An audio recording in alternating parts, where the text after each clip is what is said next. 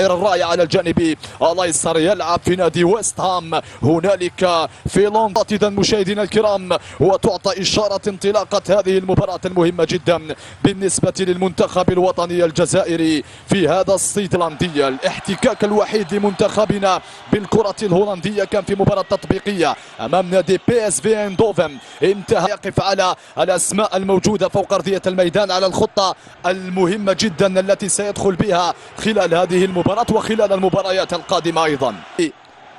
الجزائري وصلت من الجانب الأيسر رايان ايت-نوري يبحث عن المرور، تدخل واضح عليه رايان يستفيد من مخالفة في هذه اللحظات بعد تدخل سامرفيل الظاهر في الصورة من جانبي.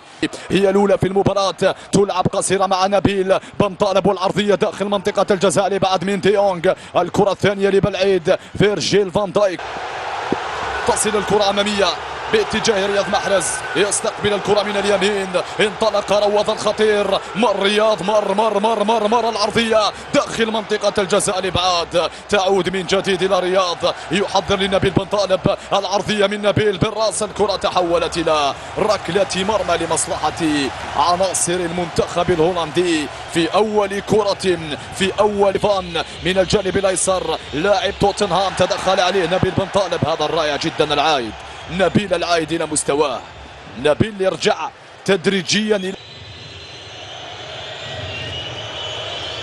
سامرفيل مباشرة إلى الأمام، الثنائية، الكرة تحولت إلى رمي هناك، جاكبو أنطوني مع عبادة، جاكبو يبحث عن المرور، جاكبو انطلق داخل منطقة الجزاء، تحولت الكرة إلى ركلة مرمى لمصلحة المنتخب الهولندي.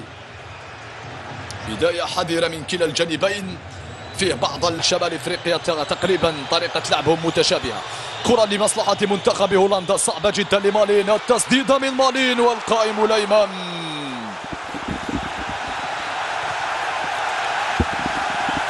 ينقذ الموقف وينقذ المنتخب الوطني الجزائري من كرة صعبة جدا ساخنة وخطيرة من واسطة لتسيد الوضع، لأنه إلى غاية الآن فرصة واحدة كانت خطيرة. كرة لسامرفيل داخل منطقة الجزاء، رياض محرز منعت للخلف، استخلص الكرة ثم ضيعها، وصلت إلى جاكبو، خطير جدا جاكبو، يلعب العرضية داخل منطقة الجزاء خطيرة، والهدف الأول في وضعية التسلل وضعية كرة في الشباك، والحكم قال وضعية التسلل، ضيعها هنا رياض محرز في وضعية صح. ماتيس فيفر في الخلف، عودة العناصر الوطنية إلى الخلف، كرة أمامية، أشرف عبادة يتفوق بالرأس، تحولت الكرة مباشرة إلى في بداية المباراة على المباراة الودية الوحيدة لمنتخبنا الوطني أمام الكرة الهولندية بعد هذه الانطلاقة الصعبة جدا لجرافنبرغ من الجانب الأيسر، فان ديفان والعرضية والدفاع، يرسل الكرة مباشرة إلى رمية كيف طبعا.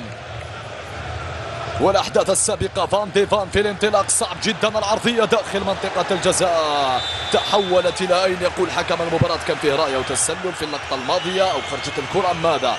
في كرة وانطلاقة صعبة. نعلم جيدا منتخب هولندا صاحب المركز السابع في تصنيف الفيفا، الانطلاقة الصعبة جدا، لوكا زيدان رائع في الكرة من الجانب الأيسر الخطير جدا، وصلت إلى جرافنبرغ، يخرج في منتصف الميدان وينطلق يربح المساحة، التسديد ولكنها بين أحضان الحارس لوكا، واحد من الأسماء المتميزة في المنتصف، انطلق هنا مر بحث عن التسديد، ابن الأسطورة زين الدين زيدان، بينما الانطلاق هنا والعرضية الخطيرة جدا مرات صعبة جدا، الكرة الماضية باتجاه الخطير والمزعج مالين مجددا بتحذير من قبل لم تكن معتادا في تضييع الكرات بهذا الشكل يا رياض.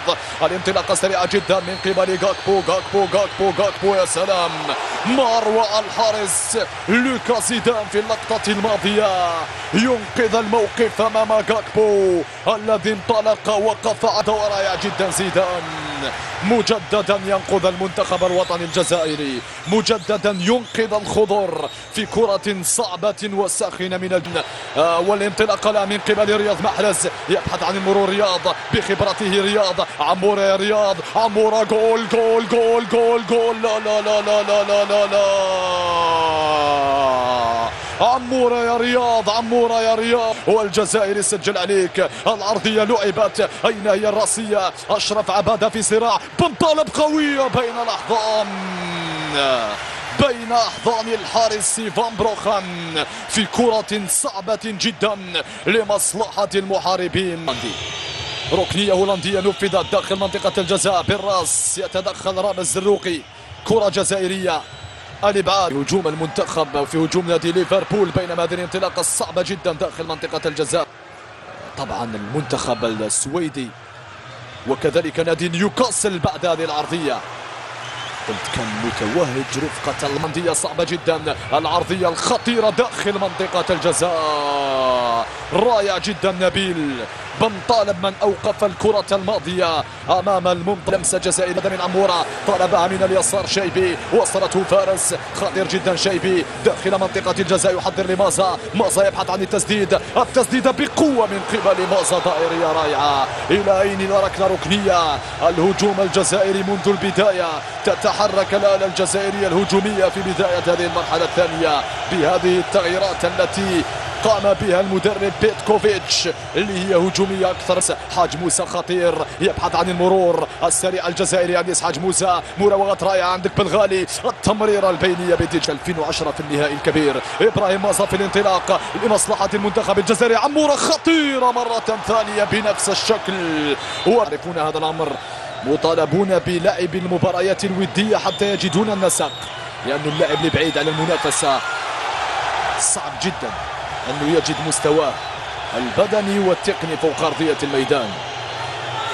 أما المباراة يأذن له بذلك. لعبت من الجانب الأيسر بشكل سريع وذكي داخل منطقة الجزاء. لا يسدد بقوة كبيرة مرات، وتحولت إلى ركلة مرمى الكرة الماضية من تيجاني رايندرز الذي حول مباغتة الحارس لوكا زيدان في اللقطة الماضية. عن المرور بشكل رائع جدا. شيبي محمد من عمورة قطعت صعبة جدا. حذاري من الانطلاقة السريعة جدا. مالين لحسن الحظ أنه هذا مالين من جانب اللمسة الأخيرة والنجاعة أمام المرمى. لافيكاسيتي مباشرة لأنيس، انطلق الخطير أنيس. حاج موسى وعمورة خطيرة يا عمورة يجد نفسه في وضعية مناسبة. عادت من جديد إلى ديباي للجانب الأيسر. حذاري من كاكبو يبحث عن المساحة للتسديد. كاكبو اصطدمت الكرة وتحولت. لعبة الركنية القصيرة الهولندية. حذاري يا عمورة، المراوغة والعرضية بشكل رائع جدا. التغطية من قبل اللاعب نبيل بن طلب في الكرة في الوسط. نعم وصلته رايندرز، لم يتفطن إلى الأمر عناصر المنتخب الجزائري. حجام رائع جدا في الكرة الماضية، ولكن لماذا هذه الكرة يا حجام؟ خلينا نشكرك أكثر. فرانكي ديونغ، مالين، 1-2 للثالثة صعبة جدا. التسديدة بقوة كبيرة مرة أخرى. لوكا زيدان يتألق، لا زالت الفرصة والإمكانية. هذا الصد الثالث والرابع بالنسبة للوكا زيدان. يلعب مباراة كبيرة جدا اليوم، خاصة على مستوى التسديد من بعيد. صد العديد من الوقت وتألق الحارس لوكا زيدان. الركنية نفذت، غادرت وتحولت إلى ركلة مرمى. الكرة الأخطر الوحيدة من جانب هولندا كانت منذ لحظات، وبالغالي بشكل رائع بالراس باتجاه زيدان. ليس هناك تسلل. سريع وخطير أنيس حاج موسى. 1-1 أمام ناتاناكاي. يحضر هنا داخل منطقة الجزاء. عادت ليمان المرور. حجام مباشرة لبولبينا. 1-1 الآن. بولبينا يمر. بولبينا إلى أين يا بولبينا؟ مباشرة العودة لحجام. العرضية من حجام داخل منطقة الجزاء، لكنها قطعت الكرة الماضية. وعادت هولندية من جديد لدفاع الطواحين. تحت ويا أنيس حاج موسى لتوزيعها. شيبي لضربها مباشرة. شيبي والتسديدة بعيدة كل البعد. تحولت إلى ركلة مرمى لفائدة الطواحين الهولندية في لقطة الشيبي التي حضرها له أنيس حاج موسى. يبحث عن المرور. تيمبر مباشرة العرضية داخل منطقة الجزاء. توغاي بالراس وصلت إلى مع بنبوعلي أو شيبي. ضاعت هذه الكرة. منفذ ديباين خطفها بولبينا. سريع بولبينا الآن. التمرير مباشرة لبنبوعلي. كرة بتغيير إلى الأمام للجانب الأيسر. وصلت لبولبينا. استقبل الكرة بشكل رائع بولبينا، لكنه متسرع قليلا في التمرير. وصلت لبنبوعلي يبحث عن التسديد بقوة كبيرة بالقدم اليسرى. بنبوعلي الكرة اصطدمت وعادت لأنيس حاج موسى. مازا هنا في خطة مازا اليوم. تطول في امساكه بالكره في العديد من المناسبات وضيع الكره. الانطلاق الان انيس حاج موسى، 1 على 1. انيس والتسديده قويه. جول جول جول جول جول جول جول.